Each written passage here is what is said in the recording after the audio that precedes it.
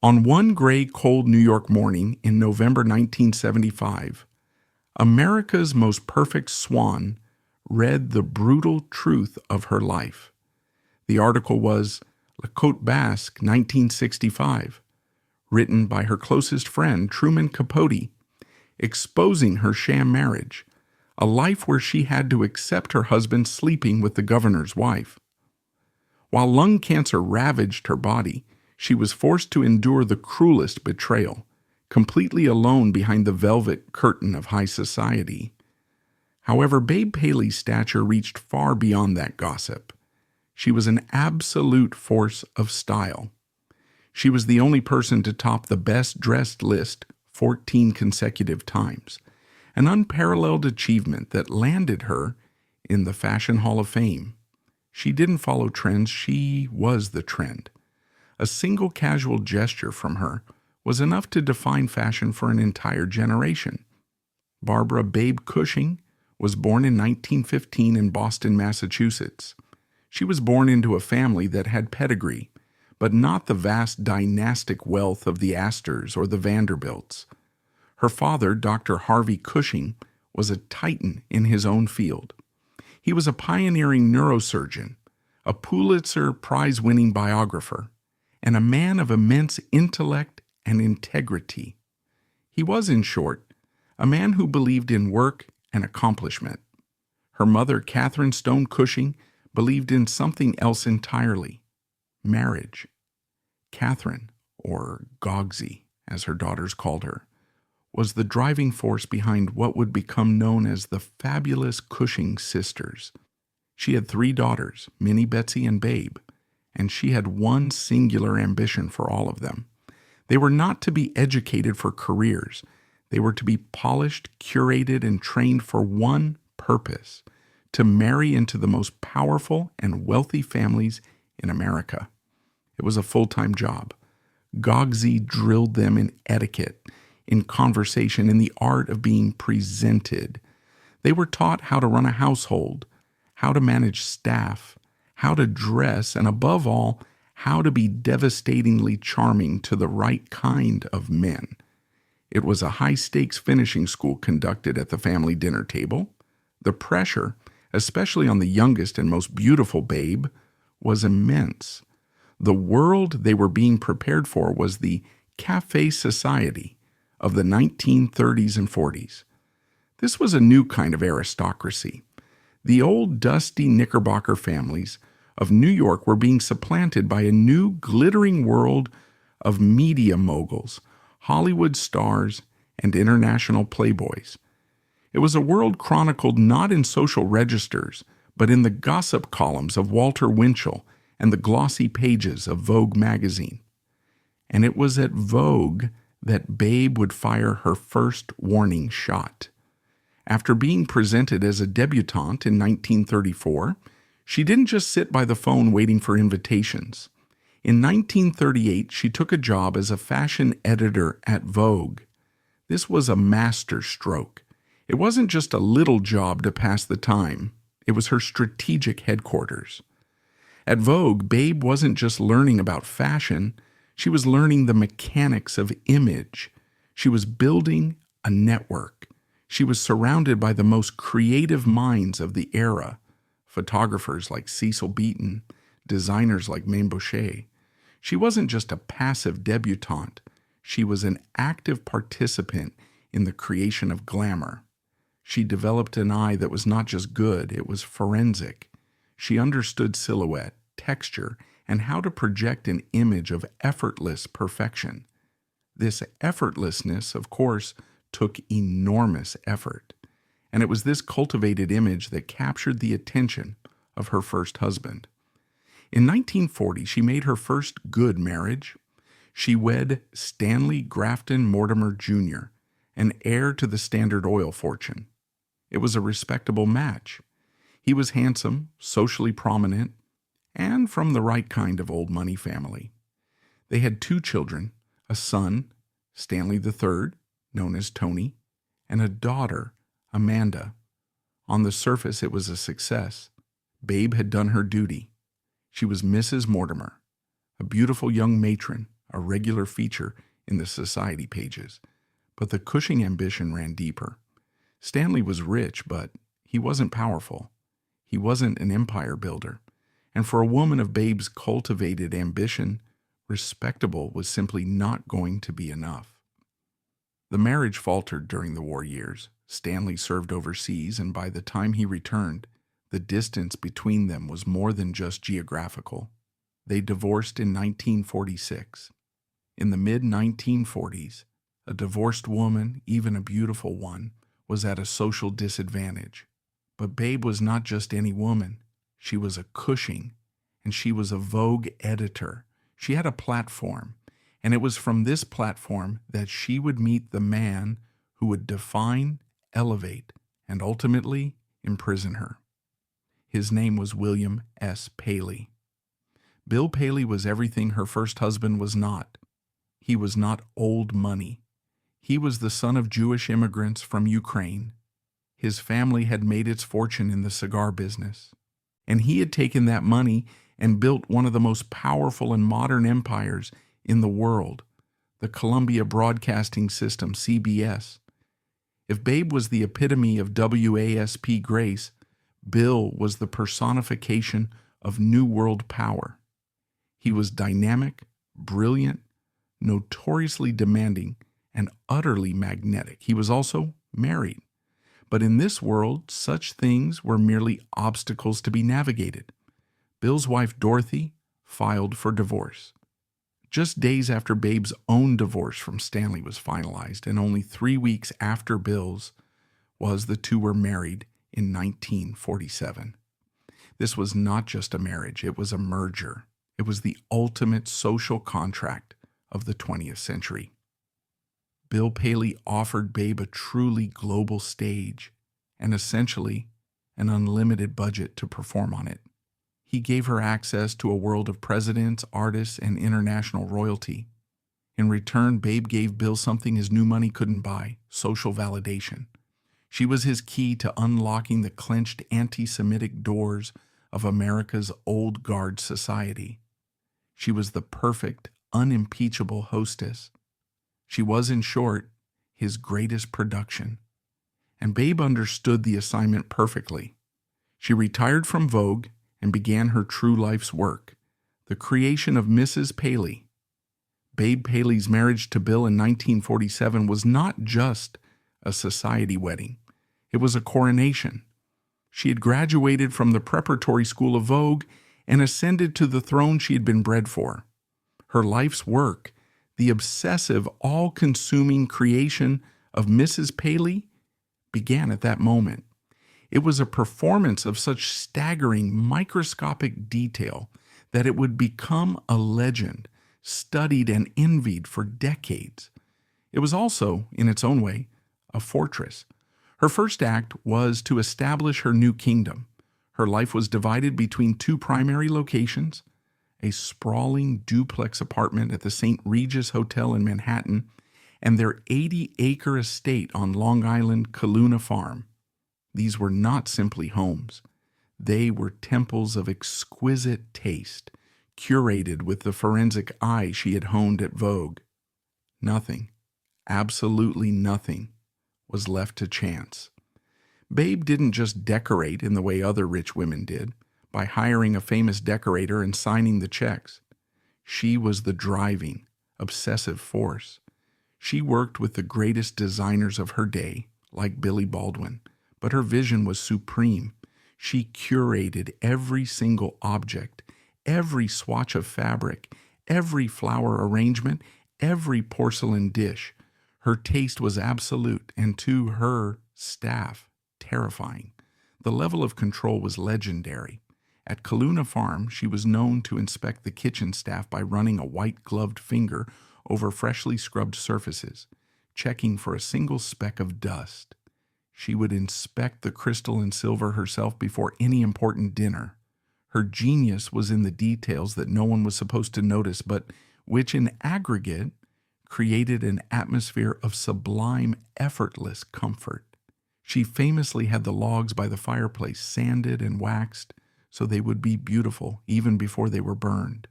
The flower arrangements were not just bouquets, they were complex artistic compositions, often featuring fruits and vegetables from her garden long before such a thing was fashionable. Her true masterpiece of control, however, was her Perfection Book. This was a thick leather-bound ledger she kept for years, a detailed record of every dinner party she ever hosted. It was a document of almost terrifying precision. It detailed everything: who attended, what they wore, the menu from cocktails to dessert, the wine served, the seating chart, and, crucially, what was said. This was not just a diary, it was a strategic manual. It ensured that no guest was ever served the same meal twice. It ensured no one was ever seated next to all the same people. It was a system designed to eliminate human error, to eliminate the chance of a single flawed evening. Her role as hostess was her new profession, and she pursued it with the grim determination of a CEO. The Paley dinner table was the epicenter of New York power.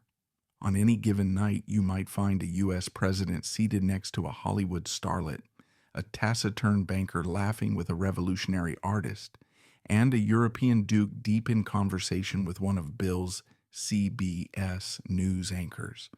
It was Babe who was the alchemist, blending these disparate, powerful worlds into a seamless, glittering whole. While Bill provided the power and the money, Babe provided the stage, and on that stage she was the undisputed star. Her personal style became the blueprint for a generation. She was the original influencer, but her influence was absolute, not fleeting.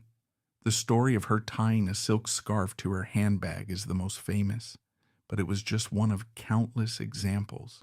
She was photographed one day with a single, stark skunk stripe of gray running through her dark hair. She had begun to go gray, and rather than submit to the indignity of the dye bottle, she, or her visionary hairdresser, Kenneth, had turned it into a deliberate graphic statement. Almost overnight, it became one of the most sought-after and sophisticated looks of the decade. Women were paying to have a gray streak dyed into their hair. She mixed high and low fashion in a way no one had ever dared. In an era when wealthy women were draped in diamonds, Babe would appear at a ball wearing a $5,000 Givenchy couture gown and a $20 necklace made of plastic. It was costume jewelry, but on her, it looked priceless. She didn't just wear clothes, she anointed them. She was famously quoted by her friend, the designer Bill Blass, as saying, "You can never be too rich or too thin." This wasn't a glib remark, it was a doctrine. It was the stark, brutalist summary of her world's values. A world where wealth and a gaunt, disciplined elegance were the twin pillars of female achievement. This relentless, obsessive pursuit of perfection was more than just a hobby. It was more than just the application of her mother Gogzi's training. It was behind the scenes a desperate, frantic, and all-consuming defense mechanism. Because the one thing in her flawless life that Babe Paley could not control, the one glaring, humiliating flaw in her perfect world, was her husband. Bill Paley was a voracious, compulsive womanizer. His infidelities were not quiet, discreet affairs conducted in the shadows. They were public, constant, and, to his wife, profoundly humiliating. He had a wandering eye that settled on seemingly every woman he met, from the actresses on his network and the models in the magazines to, most woundingly, Babe's own friends. He was a collector. He collected art, he collected houses, and he collected women. And just as he adored his Picasso, he adored his Babe. But adoration did not, for him, imply fidelity. Society knew. Their friends knew. The gossip columnists hinted at it. And Babe knew. This was the crack in the porcelain, the structural flaw that threatened to bring the entire beautiful edifice tumbling down. Her entire life, her entire being was dedicated to projecting the image of the most desirable, most envied woman in the world. Yet the one man she was married to, the man for whom she staged this elaborate performance, seemed to desire everyone else. The humiliation was a constant private sickness. So Babe did the only thing she knew how to do. She did not scream. She did not throw things. She did not threaten to leave. Instead, she became more perfect. She doubled down on her performance. She became thinner until her bones were a delicate, elegant architecture beneath her couture. She became more elegant, her voice softer, her manners more impeccable. She became more flawless. She pretended not to see the lipstick on his collar, not to hear the whispers at the parties. She never, ever, ever acknowledged the humiliation. Her control was absolute. She would see a beautiful woman flirting with Bill at one of her own dinner parties, and she would simply smile, a serene, icy Madonna, and ask the woman if she'd like more champagne. She had made her bargain. She had traded authentic, private happiness for the title, the power, and the global stage. She had chosen to be Mrs. Bill Paley, with all the glory that entailed, and she would endure the private cost. She would later confess the stark, heartbreaking truth of her choice to a friend. In a moment of shattering vulnerability, I would rather be unhappy with Bill than happy without him. It was a staggering admission, but this performance, this constant 24-hour-a-day act of being Babe Paley, was exhausting, and it was profoundly, terribly lonely. A goddess on a pedestal has no peers. A woman dedicated to projecting flawlessness can have no true confidants. She couldn't complain to her society friends. They were her rivals. She couldn't be vulnerable with her sisters. They were competitors, trained by the same drill sergeant. And she could not be vulnerable with her own children. Her relationship with them, particularly her daughter Amanda, was strained and sad. It is a difficult, almost impossible thing to be the child of a living icon. Amanda, who would later marry and divorce, felt she could never live up to her mother's impossible, inhuman standards. How could she? Babe's perfection created a coldness, an unbridgeable distance. A friend would later recall that Babe always looked like she was about to go out to a dinner party, even at breakfast. She was a mother who was, first and foremost, an image. The performance was so total that it consumed the woman underneath. Babe Paley was the most celebrated woman in the world, and she was, in all the ways that mattered, completely alone until, that is, he came along. He was a small, puckish man with a high-pitched, lisping voice and a laugh like a screeching, delighted bird. He was a creature of chaos and wit, a man who was everything her husband's buttoned-down corporate world was not: irreverent, openly gay, and devastatingly, brilliantly witty. His name was Truman Capote. The friendship between Babe Paley and Truman Capote in the 1950s and 60s was one of the great, unlikely alliances of New York society.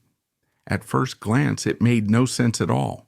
She was the queen of the ice-cold patrician WASPS, a woman of such refined, reserved beauty that she seemed almost unreal.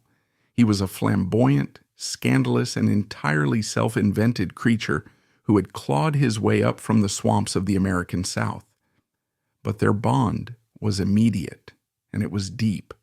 For Babe, Truman was an escape. He was her court jester, her diary, her gay best friend decades before the term was common. He was the only person in her life who was not a threat. He wasn't a business rival of her husband's. He wasn't a potential suitor. And most importantly, he wasn't another woman trying to steal Bill. With Truman, and only with Truman, she could drop the mask of Mrs. Paley. He made her laugh, a genuine, unguarded, snorting laugh that few people ever heard. He was dazzled by her, and he told her so, not in the predatory way of other men, but with the boundless, adoring worship of an acolyte. He became her constant companion, her shadow. They would spend hours together gossiping over long boozy lunches at La Côte Basque, the preferred restaurant of the New York elite. The restaurant was their confessional, their clubhouse. He called her and her circle of high society friends, women like Slim Keith, CZ Guest, and Marella Agnelli, his swans. And Babe was the undisputed leader of the flock, the most beautiful, the most perfect.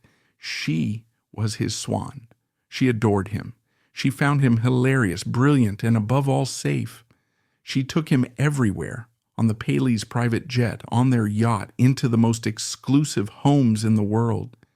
She opened every door for him, and in return, she gave him her trust. She told him everything. In the warm, boozy intimacy of those lunches, with the clatter of silverware and the murmur of other tables around them, Babe Paley finally unburdened herself. She told him about the crushing loneliness. She told him about the relentless pressure to be perfect. And most dangerously of all, she told him about Bill. She shared the private, painful, and humiliating details of her husband's affairs. She told him stories that no one else knew, stories of her degradation, of her pain, of the sheer, constant effort it took to hold her head high. She gave Truman the unvarnished, bloody truth of her perfect marriage. And Truman listened. He was a sympathetic ear, a shoulder to cry on. He would pat her hand, screech with indignation on her behalf, and tell her she was a goddess, a saint. He was also, and this is the crucial, fatal fact of their friendship, a writer. A writer who, by his own admission, stored everything away. He was a human tape recorder blessed with a near-photographic memory. As he once famously and chillingly said, "I'm a writer and I use everything."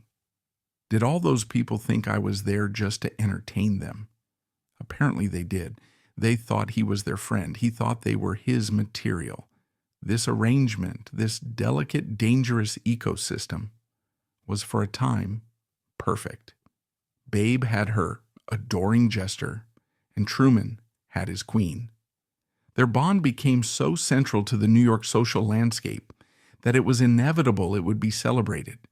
And in 1966, Truman Capote would decide to throw a party, a spectacular, legendary event that would serve as the glorious, blinding zenith of their friendship. It would be the last perfect moment before the long, dark, and catastrophic fall. This was the Black and White Ball, held on November the 28th, 1966. By this time, Truman Capote was arguably the most famous writer in America. His masterpiece of nonfiction narrative In Cold Blood had been published to staggering critical and commercial success. It was a dark, brutal, and brilliant book that had cemented his status as a serious literary artist, not just a society weight. The ball, ostensibly in honor of Washington Post publisher Katharine Graham, was in reality a party for Truman himself. It was his victory lap. It was his moment to prove that he, the little gay man from Alabama, was not just in society. He was the center of it. For months, it was the only thing anyone in New York, London, or Paris talked about. The receiving of an invitation was a mark of validation. Not receiving one was a public execution. He wielded his guest list like a weapon, delighting in the power to make or break social careers. The night of the ball, the grand ballroom of the Plaza Hotel was transformed into a stark, magical stage set. And at 10:30 p.m., the guests of honor arrived. First Katharine Graham, and then the woman who was the true guest of honor, the undisputed queen of Truman's heart, Babe Paley. She arrived on her husband's arm, but this was not Bill Paley's night. It was Truman's, and by extension it was Babe's. She wore a stunning, deceptively simple white silk crepe gown by Givenchy, a long, lean column that accentuated her famous reed-thin figure. Around her neck, she wore a staggering multi-strand diamond and ruby necklace. But the final perfect touch, the one that cemented the legend, was her mask. While others wore elaborate feathered contraptions, Babe wore a simple stark white mask, making her look like a spectral, impossibly elegant swan queen. When she entered, a hush fell. Truman, beaming, rushed to her side. They were the king and queen of the night. For Babe, it must have been the ultimate validation. For Truman, it was the ultimate conquest. He had brought the most beautiful, most envied woman in the world, and she was there as his guest. It was the peak. It was the zenith. It was the last perfect moment before the long, slow, agonizing decay. After the peak, there is only the descent. The ball had been a triumph, but it had also been a curse. For Truman, the question that haunted him, the question everyone was asking was, what next? How do you top In Cold Blood? How do you top the black and white ball? He had an answer, or so he claimed. For years he had been promising his publishers, his friends, and the world a novel he promised would be his magnum opus.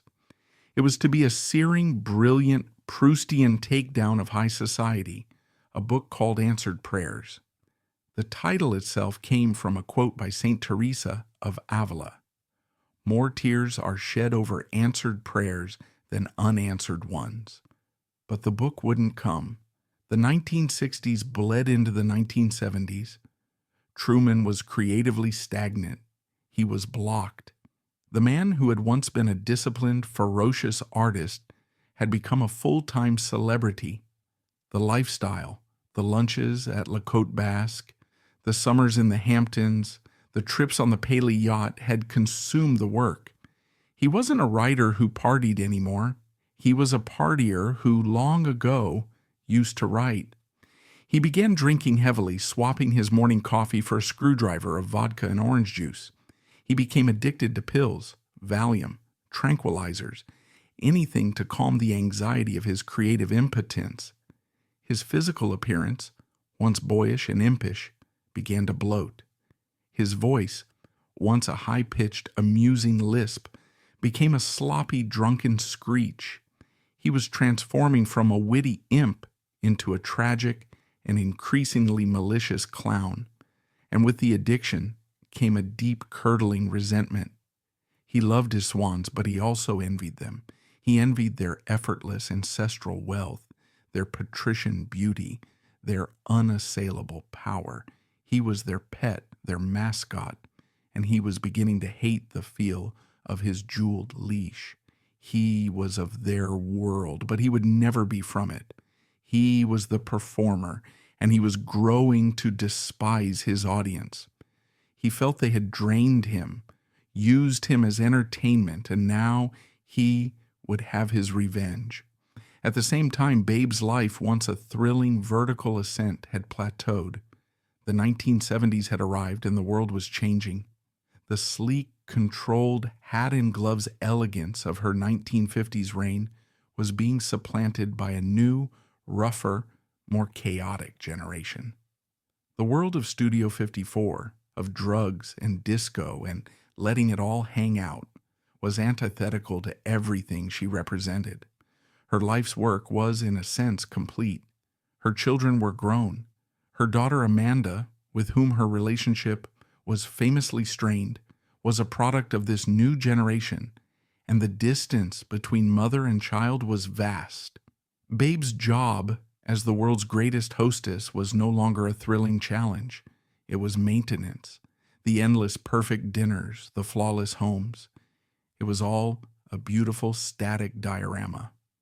Then, in 1974, the one thing her obsessive control could not hold at bay, the one enemy her perfection could not repel, arrived.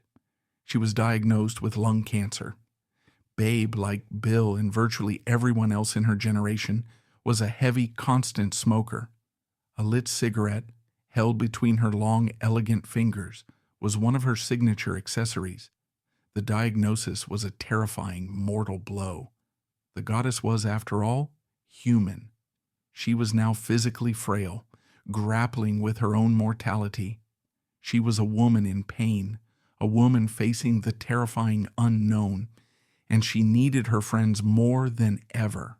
She needed, specifically, her best friend.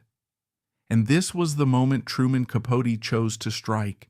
He was desperate. His publishers at Random House were demanding the manuscript for answered prayers, for which he had been paid a massive advance. His critics were openly mocking him, calling him a washed-up alcoholic celebrity. He needed to prove he was still a writer. He needed to prove he still had teeth.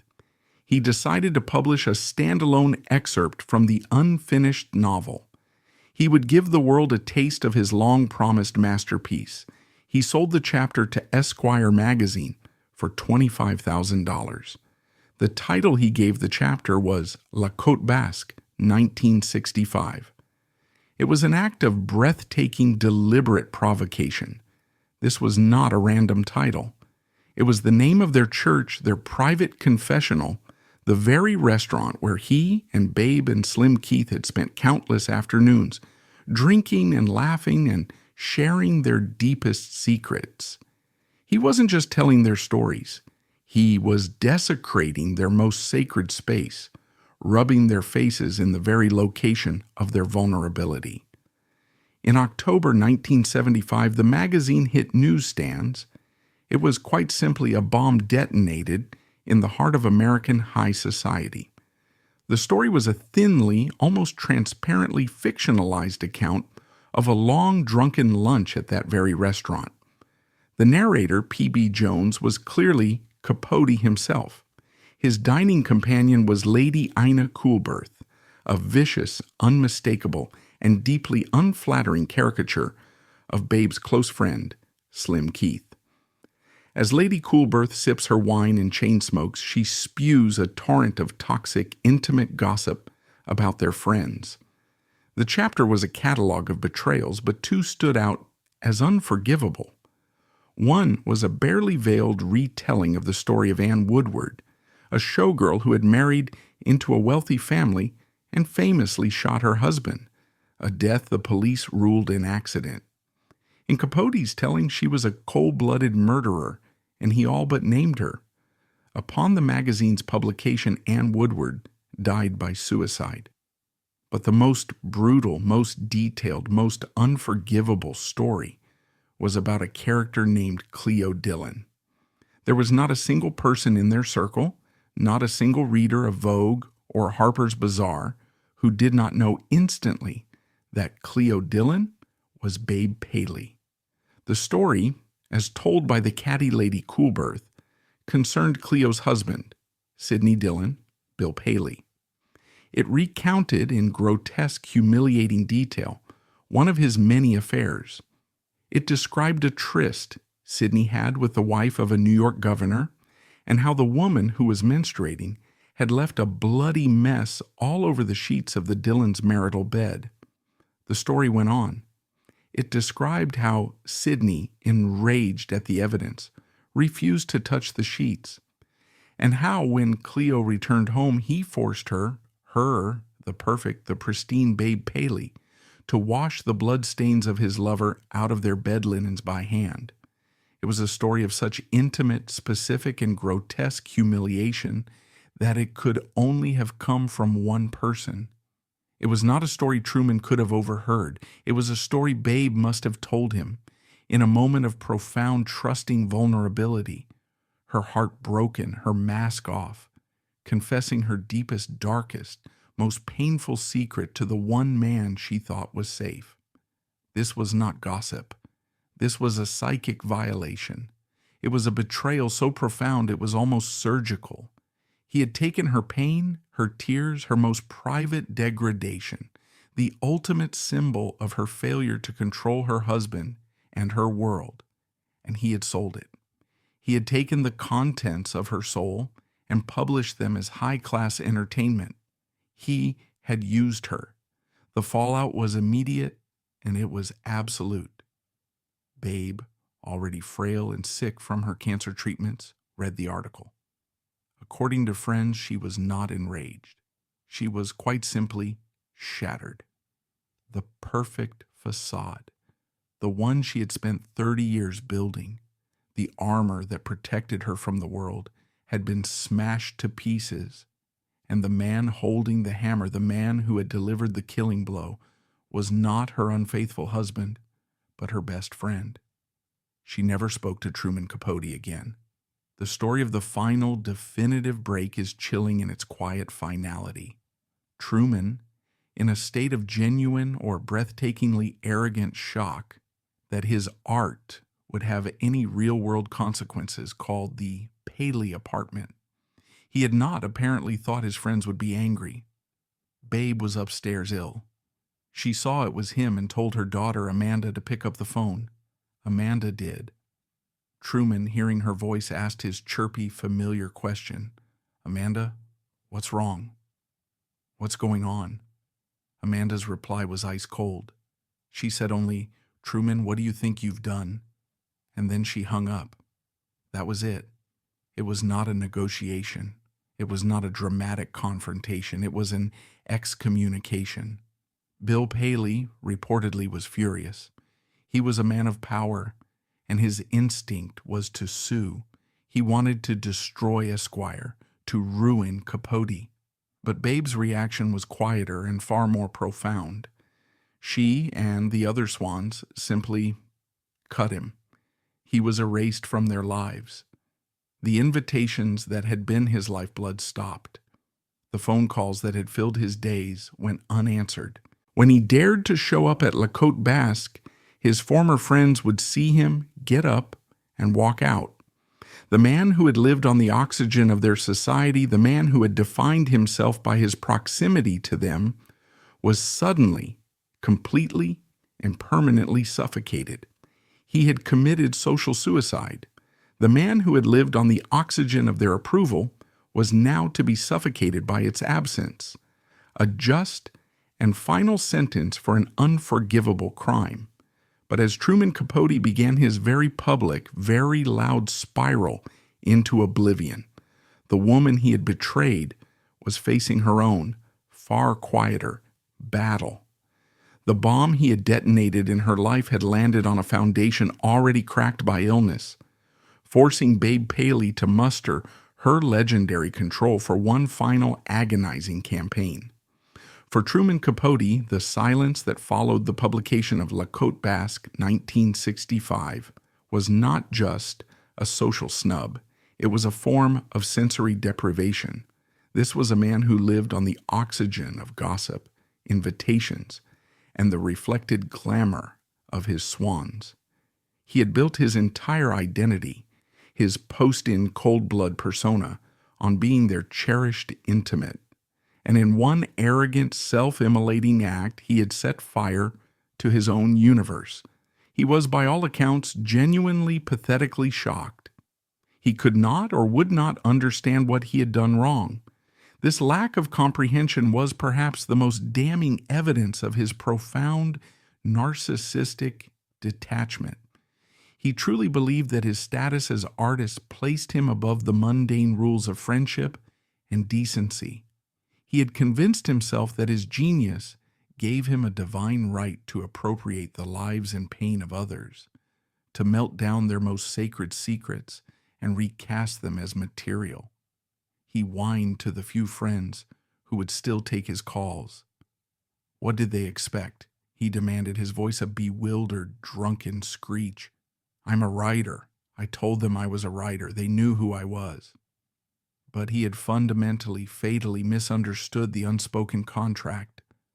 The swans, Babe, Slim Keith, CZ Guest, had not seen him as a writer in those private moments. They had seen him as a friend. They saw him as a fellow member of the tribe, a confidant, a non-sexual husband to whom they could show their vulnerabilities. They believed the sanctity of that shared intimacy was absolute. He, in turn, had seen them as fascinating, beautiful specimens, material for his great work.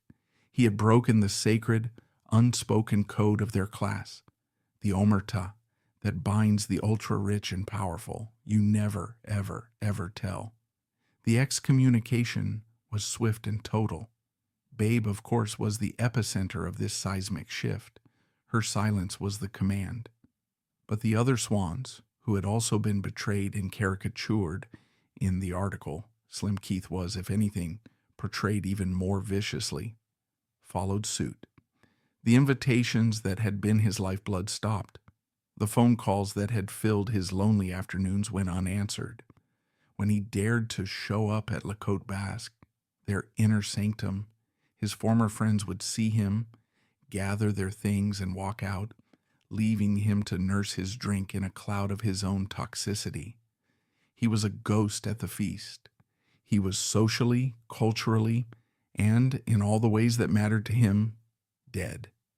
The debate over why he did it rages to this day, a central mystery in the mythology of 20th century literature. Was it a desperate, nihilistic act of self-destruction by an alcoholic artist? Was it a calculated, malicious attempt to hurt the people he secretly envied? Or was it the ultimate foolish, arrogant belief that he was so beloved, so special, that he would be forgiven for anything?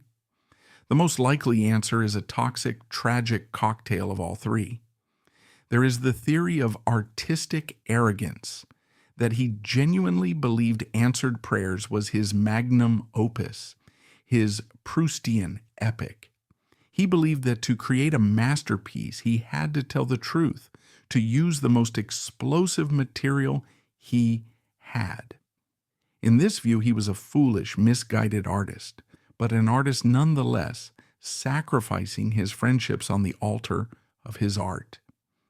Then there is the theory of self-destruction, that he was a man in a deep alcoholic and drug-fueled spiral. He was creatively bankrupt, bloated, and miserable. He despised the celebrity he had become and the sycophant he had to be to maintain it. The article was a grenade he pulled the pin on, holding it to his own chest, a way to burn down the glittering cage he both loved and loathed. He was killing Truman Capote, the society pet, in a desperate last-ditch attempt to find Truman Capote, the writer.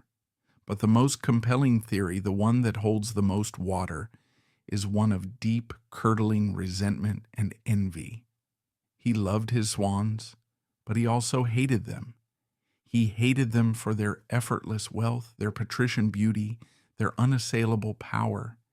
He was the brilliant, poor gay boy from the South, and they were the beautiful, rich WASP goddesses. He had to sing for his supper, to be witty and charming and on every single second, just to be allowed in the room.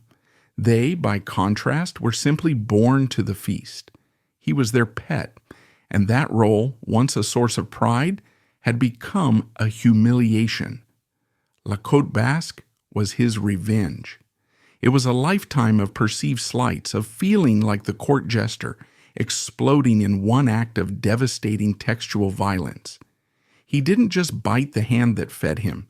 He wanted to sever it at the wrist, to prove that he, the jester, held all the real power.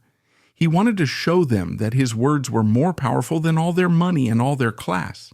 He fatally miscalculated. He had proven only that his words could destroy, and in the process, he had destroyed himself. While Capote was imploding in a very public, very loud, and very messy way, Babe Paley was doing the opposite. She was composing herself. As her former friend descended into a public hell of his own making, she was facing her own private one, with a preternatural, terrifying calm. She was fighting a war on two fronts.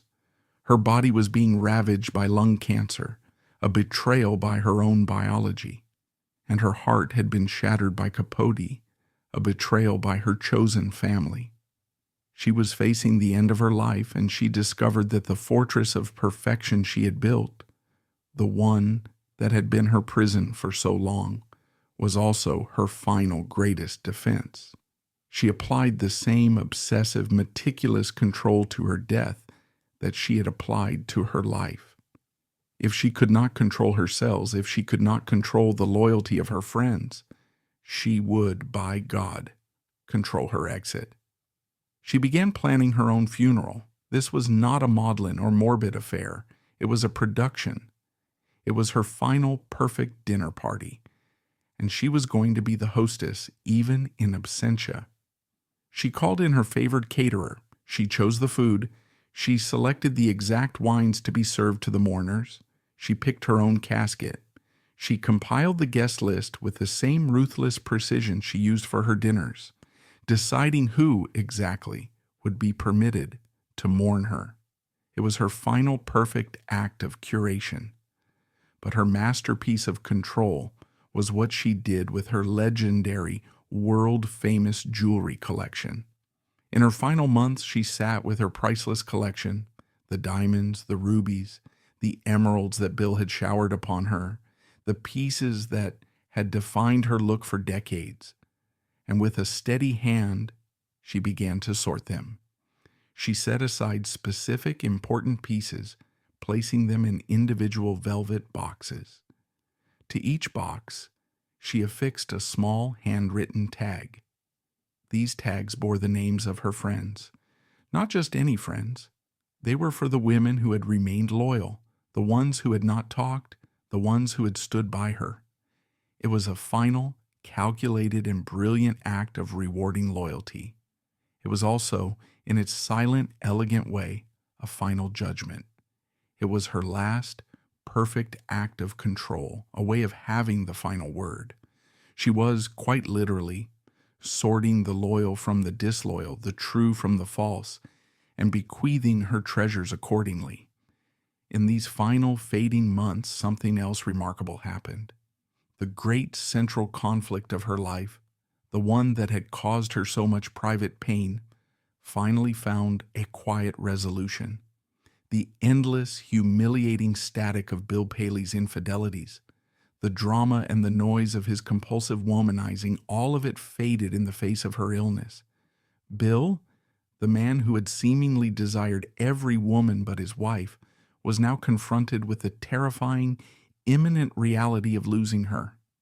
And he had at last come to understand what he was losing. He could not buy a new Babe Paley. He could not replace her. She was not just his greatest social asset. She was the scaffolding of his entire life, the partner who had built his dynasty alongside him. He was by her side. He was, by all accounts, attentive, gentle, and genuinely, profoundly heartbroken. He sat with her, held her hand, and, for the first time in their marriage, he was present. The storm was over. The man who had caused her so much private pain was, in the end, her greatest comfort.